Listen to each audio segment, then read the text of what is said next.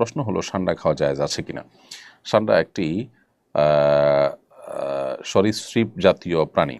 পরে দেখুন, সান্ডাকে কোরআন এবং হাদিসে দব বলা হয়, বর্তমানেও আরব দেশগুলোতে এটাকে দব বলা হয়।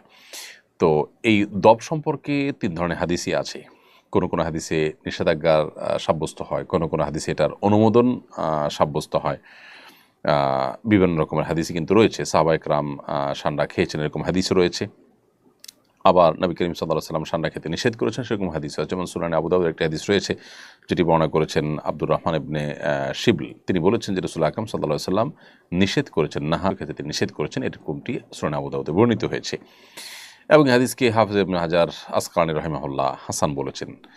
আবার একইভাবে আমরা দেখতে পাই যে ইমাম ইবনে হাজাম এবং ইমাম বদরুদ্দিন আইনী রাহিমাহুল্লাহ, ইমাম শাওকানী রাহিমাহুল্লাহ সহ অন্যান্য ওলামায়ে কেরাম বিশুদ্ধ বলেছেন। এরকম একটা হাদিস সুনানে মুসনাদে আহমদে বর্ণিত হয়েছে, যেটা আব্দুর রহমান ইবনে হাসান বর্ণনা করেছেন। তিনি বলেছেন, আমরা নবী করিম সাল্লাল্লাহু আলাইহি ওয়াসাল্লামের সাথে একটি সফরে ছিলাম এবং এক জায়গায় আমরা অবতরণ করলাম।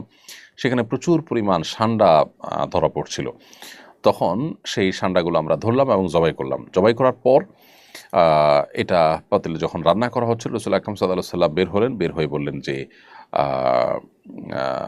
বনী ইসরাইলের কিছু লোক তারা আপনার হারিয়ে গিয়েছে এবং আমি ভয় করছি, আশঙ্কা করছি যে এই সান্ডা বনী ইসরাইলের মধ্যে কিছু প্রাণী প্রজাতি হারিয়ে গেছে, এই সান্ডা তাদের অন্তর্ভুক্ত বা এটাই সেটা আমার মনে হচ্ছে। তো এখানে নবী করিম সাল্লাল্লাহু আলাইহি সাল্লাম এই প্রাণী অর্থাৎ সান্ডা খাওয়ার পর তিনি নিরুৎসাহিত করেছেন। হাদিসে শেষের দিকে সেটি রয়েছে। আব্দুল্লাহ ইবনে আব্বাস রাদিয়াল্লাহু তাআলা আনহুমা থেকে বর্ণিত একটা হাদিস সহিহ মুসলিমে বর্ণিত হয়েছে। তিনি বলেন যে নবী করিম সাল্লাল্লাহু আলাইহি সাল্লামের কাছে হাদিয়া হিসাবে কিছু জিনিস পেশ করা হয়েছিল, এর মধ্যে সান্ডাও ছিল। তো নবী করিম সাল্লাল্লাহু আলাইহি ওয়াসাল্লাম সেখান থেকে খেয়েছেন। এরকম সব কিছু খেয়েছেন, কিন্তু সান্ডাটি তিনি খান নাই, এটা তিনি বাদ রেখেছেন। তাহলে আমরা মিশ্র পাচ্ছি এই সম্পর্কে। সবগুলো হাদিস যেহেতু বিশুদ্ধ এবং সবগুলো হাদিসই বিভিন্ন হাদিসে কিতাবে বর্ণিত হয়েছে, এজন্য সংখ্যাগরিষ্ঠ ওলামায়ে কেরাম, বিশ্ব ওলামায়ে কেরামের মতে সান্ডা খাওয়া জায়েজ, যদিও হানাফি ওলামায়ে কেরাম এটাকে মাকরুহ বলেছেন, অনুত্তম বা অনুচিত বলেছেন।